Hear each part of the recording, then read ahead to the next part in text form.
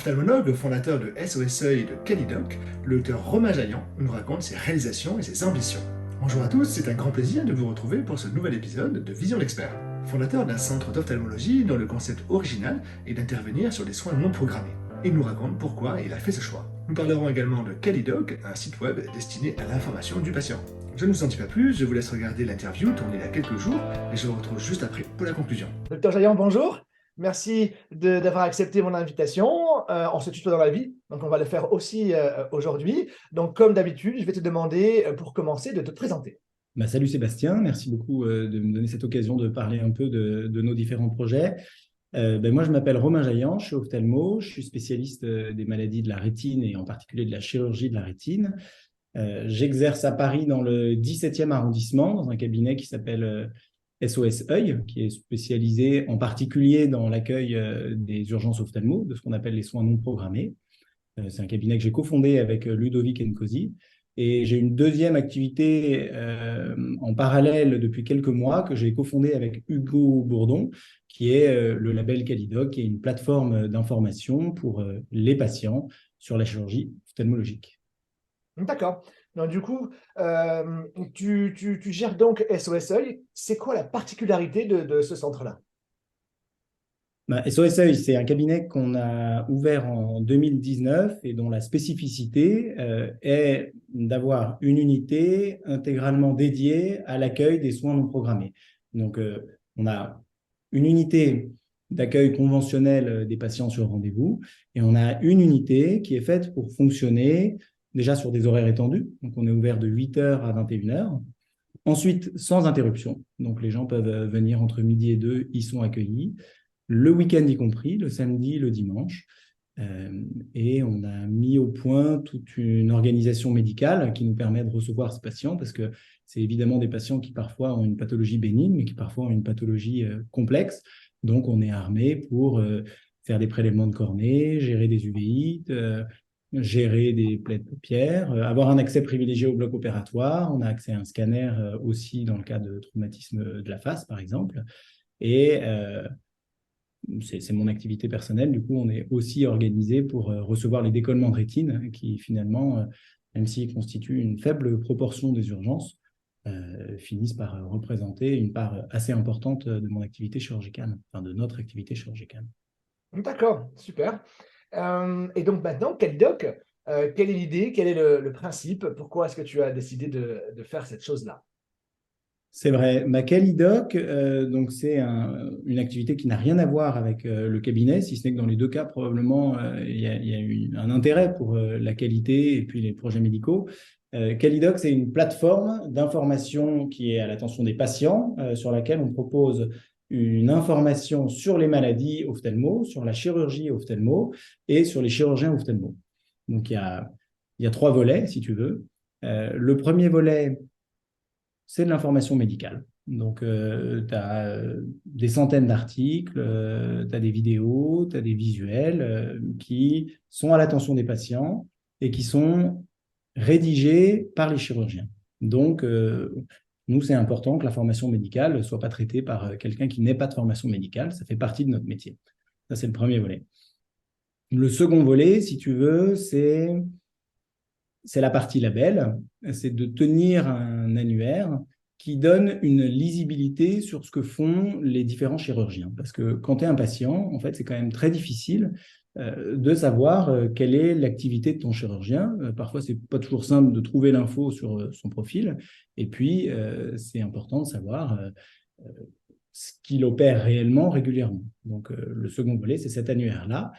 On a cloisonné l'ophtalmologie en 6 groupes, 6 disciplines chirurgicales. Donc, il y a la cornée, la cataracte, le glaucome, les paupières, la rétine, la réfractive.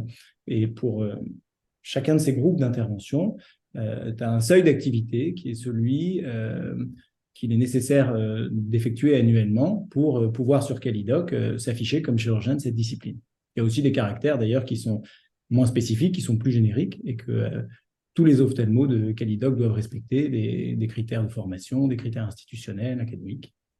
Et le troisième volet sur Calidoc, c'est de considérer que c'est aussi important d'essayer de progresser tous ensemble Donc, on partage des outils, on partage aussi de l'information. Donc, on a des groupes de discussion qui tournent, spécialité par spécialité, pour essayer de décloisonner ce monde dans lequel le chirurgien est souvent dans une activité assez esselée, assez isolée. Donc, on essaye de créer ce que nous, on appelle un collectif. D'accord. Très bien. Donc, on revient sur le premier volet, donc la documentation. Donc, tu le disais, ce sont des médecins, des chirurgiens ophtalmos qui vont l'écrire. Est-ce que tu es à la recherche d'écrivains, de quelqu'un qui vient vous aider justement à remplir cette documentation? Oui, bien sûr. Alors en pratique, c'est pas si facile de trouver des gens motivés. Finalement, quand on est médecin, on a surtout du temps pour soigner. Donc, l'essentiel des articles ont été rédigés dans chaque spécialité par une sorte de rédac-chef, une personne qui s'est dévouée pour le faire.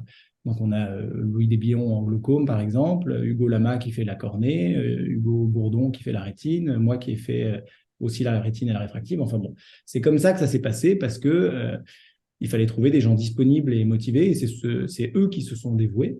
Mais on est évidemment dans une démarche qui est quasi participative, donc quelqu'un qui voudrait participer est plus que le bienvenu. Et d'ailleurs, ça va même au-delà des articles, parce que d'informer les patients sur Internet, c'est extrêmement polymorphe, ça peut prendre plein de formes. Donc évidemment, le premier élément qui nous vient, c'est de rédiger du contenu, c'est de savoir un peu encyclopédique. On a aussi des vidéos, mais on ne serait pas contre faire d'autres vidéos. On peut aussi imaginer un contenu par podcast, quelqu'un qui voudrait créer des animations, des visuels. Enfin bon, toutes les âmes sont les bienvenues, évidemment. D'accord, donc une Je démarche. ne l'ai pas dit, mais un des objectifs derrière Calidoc, en fait, c'est vraiment, enfin, si, c'est de créer un collectif. Et donc, toutes les volontés sont les bienvenues. Et dans la mesure où on a quelqu'un qui serait motivé et qui apporterait sa pierre à l'édifice, il est plus que le bienvenu dans chaque secteur. D'accord. Donc, sur le volet 2, la création du label, hein, une labellisation des compétences de chacun des médecins, j'imagine que leur intérêt, c'est d'apparaître justement sur cet annuaire pour qu'on voit un petit peu mieux leur nom. Ça ne se rapproche pas de la publicité. Comment vous faites pour juger au niveau des critères? Comment vous faites ça? Bah là, il y a plusieurs questions. Il y a celle, à mon avis, autour du label, et puis il y a celle aussi qui, de temps en temps, nous est suggérée de publicité. Pour en répondre à la deuxième, non, Calidoc, c'est pas de la pub. De la pub, ce serait proposer aux chirurgiens de payer, par exemple, pour apparaître devant quelqu'un d'autre. Là, c'est pas le cas. Tout le monde est logé à la même enseigne. La cotisation, c'est la même pour tout le monde. Tu as un random derrière qui fait que chacun apparaît à la même position de façon aléatoire sur une requête. Sauf en cas de pertinence, si jamais tu renseignes un critère géographique, on ne peut pas apparaître le Lillois si la requête elle est à Nancy, par exemple. Donc ça, c'est le premier élément. On se refuse à privilégier certains qui, dans leur visibilité, sous prétexte qu'ils paieraient plus. Le deuxième élément simple qui se fait beaucoup pour faire de la pub en santé en ce moment, c'est de la publicité payante sur les réseaux sociaux, sur YouTube, sur Facebook ou plus simplement sur Google. Et ça, on n'y a pas recours. Nous, on a une visibilité qui est seulement liée à la valeur qu'on apporte, qui est donc de l'information, parce qu'on est visible grâce à l'information qu'on propose, tant sur les maladies que sur les chirurgiens. Donc, tu m'interrogeais sur l'intérêt pour les chirurgiens d'apparaître dans l'annuaire, évidemment, c'est d'apporter un peu de lisibilité, comme on le disait, et aussi de la visibilité. D'accord. Vous regroupez combien à peu près d'ophtalmos jusqu'alors? On est une soixantaine pour quelques mois depuis le début du projet, enfin, qu'il est mis en ligne et opérationnel. D'accord, très bien. Et donc, du coup, pour y rentrer, on te contacte directement? Il y a un petit process qui n'est pas bien compliqué. Pour rentrer, il faut envoyer un mail, suite à quoi on vérifie votre identité. Il y a plein de méthodes, soit on s'appelle, soit on passe par LinkedIn, soit on vous envoie un courrier. Suite à quoi un mot de passe vous est adressé, et avec ce mot de passe, vous pouvez déposer votre candidature. C'est un formulaire de candidature qui est en ligne, qui prend 5 à 10 minutes pour être rempli, à la réception duquel nous, on s'occupe de préparer la fiche en fonction des réponses qui ont été données.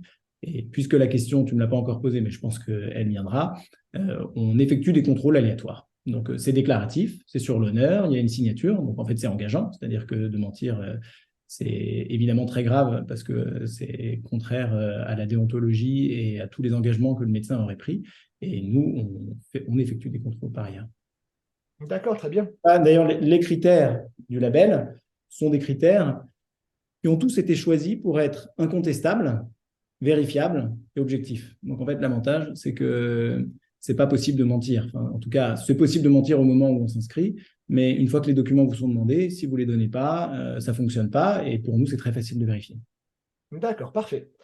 Donc, on le disait, hein, ton activité principale, c'est chirurgien, ophtalmologue. Comment est-ce que tu as, si on revient dans le temps, comment est-ce que tu as choisi cette spécialité plutôt qu'une autre? J'ai choisi ophtalmologie parce que j'ai fait médecine pour être chirurgien, à vrai dire. J'ai fait médecine pour être chirurgien. J'ai fait beaucoup d'EDOP quand j'étais externe et j'ai fait beaucoup d'EDOP en plastique. Et c'est vrai que j'ai eu un peu peur quand j'étais en fin d'externat, quand j'ai passé mon internat, de la répétition du métier, des actes. Et c'est la raison pour laquelle j'ai pas d'abord choisi ophtalmo, j'ai d'abord choisi santé publique. Donc j'ai fait 1 an de santé publique dans un premier temps. Et puis finalement, après 1 an sans voir des malades, alors que c'est notre formation et puis que c'est la raison pour laquelle on a fait médecine, je me suis ravisé. Et comme j'avais déjà choisi une spécialité, je ne pouvais pas faire un remords, donc il fallait tout de suite choisir la bonne. Et l'ophtalmologie, je l'ai choisie parce que c'est une spécialité hyper sympa. Elle est chirurgicale, elle est médico-chirurgicale. Vous pouvez être le matin au bloc opératoire, l'après-midi en consulte. Si ça vous fait plaisir, le lendemain, vous faites de la pédiatrie. Le surlendemain, vous êtes aux IVT. Vous pouvez faire de l'esthétique. C'est incroyablement confortable aussi parce que c'est une spécialité chirurgicale, mais avec des gardes qui sont quand même moins éprouvantes que dans d'autres disciplines. Donc, pour moi, c'est juste la plus belle spécialité. D'accord, très bien. Euh, on le voit depuis 2-3 ans, il y a eu un énorme effort qui a été fait sur la réduction des délais. On se rend compte que maintenant, pour un jeune dont tu fais partie, il est très difficile de s'installer dans une grande ville, dans une métropole, et de tout de suite avoir le rythme de consultation qu'on pouvait espérer au départ, hein, vu la concurrence des centres de santé, vu le nombre de jeunes qui sont installés sur la même zone. Comment est-ce que tu le vois? Est-ce que tu le vois comme un risque pour les ophtalmos de devoir changer finalement? Comment tu appréhendes ce phénomène-là? Voilà. C'est une question un peu particulière, enfin, si tu me la poses à moi, parce que je pense que c'est un constat que je partage et dont j'avais conscience quand j'étais interne et même chef de clinique. Et la raison pour laquelle je me suis installé avec Ludovic et on a monté le projet SOS Seuil, elle est multiple. Il y a une dimension de projet médical, il y a une dimension qui pour moi était de faire de la rétine chirurgicale parce que c'est ce qui me tenait à cœur. Mais il y avait aussi cette idée de se dire que ça allait être difficile dans Paris, parce que c'est là où on est, que c'est extrêmement concurrentiel et que il fallait sortir notre épingle du jeu et que finalement ça ne pouvait s'opérer qu'en créant quelque chose qui avait une valeur ajoutée peut-être différente que d'autres n'avaient pas. Donc le constat, je le partage.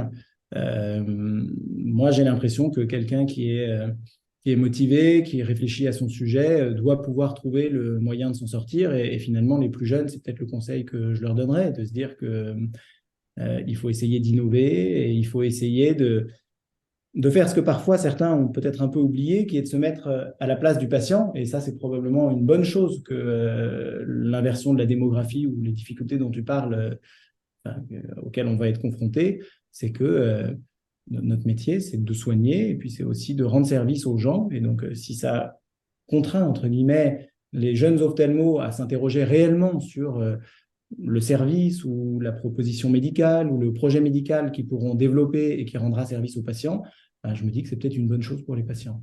Après, je ne vais pas rentrer dans les différentes polémiques et nous, on est, comme tous les autres, très impactés par tout ce qui se passe, les centres de santé, et y compris par des pratiques qui ne sont pas toujours honnêtes. Et ça, c'est plus que condamnable et c'est répréhensible. Et pour nous, c'est pénalisant, mais on fait avec. D'accord, très bien. Dans le même temps, et ça rejoint un petit peu à la question précédente, les orthoptistes désormais, qui sont vos assistantes hein, dédiées, elles ont désormais le droit de voir des patients et de faire de la primo-prescription. Alors encore très encadré, hein, mais il n'est pas impossible que ça s'ouvre à terme. Donc du coup, c'est une nouvelle concurrence. Comment tu vois ça? C'est un sujet qui est très polémique. Et puis, moi, je n'ai pas vocation à rentrer dans ce débat. À titre personnel, si c'est bien encadré, moi, j'y vois pas d'inconvénient. Et je pense que, en fait, ça me paraît même plutôt sain. Et encore une fois, l'idée que les ophtalmos se consacrent, à mon avis, davantage à leur métier et à la légitimité que leur procurent les 13 ans d'études qu'on a faites, parce que moi j'ai quand même fait 13 ans, hein, se consacrer au suivi, au diagnostic des maladies complexes, pour se consacrer à la prise en charge chirurgicale, à des patients qui sont plus dans le besoin qu'un simple renouvellement de lunettes. Je ne sais pas si je vais me faire que des amis en disant ça, mais à titre personnel, ça ne me choque pas. Et puis finalement, nous, à Paris, bah, ça ne nous empêche pas de travailler avec des orthoptistes, mais finalement pour autre chose. On bénéficie de leur expertise, alors évidemment pour faire de la préconsultation dans certains cas, mais aussi pour bénéficier de leur aide dans le cadre d'une consultation aidée qui va au-delà. Donc, en pédiatrie, elles nous rendent service. En rétine, enfin, c'est un corps de métier qui nous rend service. Même enfin, dans tous les secteurs qui sont les nôtres. Donc, finalement, nous, ça modifie un peu la façon dont on travaille avec les orthoptistes, dont l'attribution va au-delà de simplement faire un travail assez répétitif au niveau de la préconsultation de réfraction. Donc, nos orthoptistes sont associés partout où ils le peuvent dans nos consultations spécialisées. Voilà. Donc, nous, on a que des très bonnes relations avec les orthoptistes et je le redis, là aussi, si ça doit nous pousser, nous, ophtalmo, à finalement nous concentrer sur ce qui est l'essentiel de notre valeur ajoutée, personnellement, je m'y résous. D'accord, donc plutôt une complémentarité des deux fonctions. Super. Plus largement, on voit hein, l'arrivée de l'IA, l'arrivée de pas mal de choses en fait, hein, qui va venir transformer profondément ton métier. Comment est-ce que tu vois l'ophtalmo dans 10 ans, si tu as une vision là-dessus? Là, c'est de l'anticipation. Là, c'est difficile de répondre. J'ai vu que ça t'intéressait d'ailleurs. Tu as fait un post là-dessus peut-être ce matin ou hier. C'est ça. C'était Bah, je trouve que c'est assez intéressant. intéressant parce que lorsque on a une vision, et ben, du coup, on peut tout mettre en œuvre pour tenter d'anticiper les choses, même si ben, il faut pas, ça viendra en temps et en heure, hein, mais je trouve que c'est intéressant de se projeter pour ben, justement les projets que nous avons en cours, pouvoir justement un peu mieux les driver dans cette voie-là, quoi. Je pense que ça incite à un peu d'humilité et puis aussi à pas être réac parce que les ophtalmos qui vont cranter, ça va être dur parce que c'est un changement qui nous dépasse et qui, à mon avis, va nous submerger. Je pense qu'on en a tous conscience. Après, de là à deviner la forme que ça va prendre et quel sera notre métier dans 10 ans, c'est pas possible. Je pense que la première des qualités pour réagir correctement, c'est de faire preuve de souplesse et donc de se tenir informé, d'essayer de comprendre ce qui se passe et puis de s'adapter. Donc, face à un changement, de l'accepter et de l'épouser plutôt que de lutter. Ça, c'est le premier constat. Sur le diagnostic, ça va tout changer, ça c'est sûr, même sur la prise en charge. Sur la chirurgie, sur le long terme aussi, ça changera tout. Je pense que tu m'interrogeais sur l'horizon 10 ans, je pense que dans les 10 ans, on est encore préservé. Et puis après, bah, pour les plus jeunes, je discutais d'ailleurs avec un très jeune ophtalmo ce matin. Bah, je pense que si j'étais dans son cas de figure, je me mettrais à toutes les sciences de l'information. Donc, je me mettrais au deep learning, je me mettrais au LLM, je me mettrais au code. Et en fait, c'est aussi un moyen de faire de la médecine, parce que si finalement la médecine dans 15 ou 20 ans, c'est du big data, c'est être capable de comprendre des données de grande échelle, de les analyser, des problématiques de santé publique et du device, bah, la personne qui est armée pour faire les deux, à mon avis, a toutes les armes qu'il lui faut pour être utile dans les années qui viennent. Donc c'est ça, c'est-à-dire que face à un changement qui, moi, me paraît quand même inéluctable, bah, le mieux, c'est de l'anticiper, de se préparer et puis d'essayer d'y trouver sa place, de l'accompagner. Et voilà mon sentiment. Après, D'accord. bien malin celui qui peut dire à quoi ressemblera notre métier dans 15 ans. Ça, c'est sûr que c'est une menace, que c'est difficile et que ça va changer beaucoup de choses. En tout cas, c'est passionnant et on va, sur ce podcast, le suivre toutes les semaines pour suivre ça et puis pour essayer de l'anticiper et de l'accueillir avec résilience, comme tu le suggérais. Merci Romain. On arrive à la fin de cette émission. Je te remercie vraiment d'être venu parce que je crois que Calidoc, ça peut apporter quelque chose. Et donc, ben, on va continuer. On fera sûrement un épisode 2 d'ici quelques mois pour voir un petit peu comment ça évolue. Avec grand plaisir pour l'update et bravo et merci à toi pour ce podcast qui est super aussi, hein, qu'on écoute et qui nous permet d'avoir un regard sur l'actualité qui soit pas seulement médicale et qui nous permette de regarder un peu ailleurs. Et nous, dans notre activité de responsable de cabinet médical, ça nous donne des idées et c'est agréable de partager librement et ouvertement les infos. Donc bravo et merci à toi. Merci. À bientôt Romain. Sébastien. Voilà, je vous retrouve pour la conclusion de cet épisode de Vision d'Expert. J'espère qu'il vous a plu et que vous avez appris les choses. Ça a été un plaisir d'échanger avec le Dr Jaillant sur ses ambitions et sa vision de l'ophtalmologie. Mon objectif étant de vous apporter toujours plus de valeur, n'hésitez pas à me dire ce que vous avez apprécié et ce que vous aimeriez que j'améliore. Merci d'avoir regardé ce numéro jusqu'au bout, n'hésitez pas à liker et à partager. Je vous souhaite une belle journée et je vous dis à très vite pour un nouvel épisode.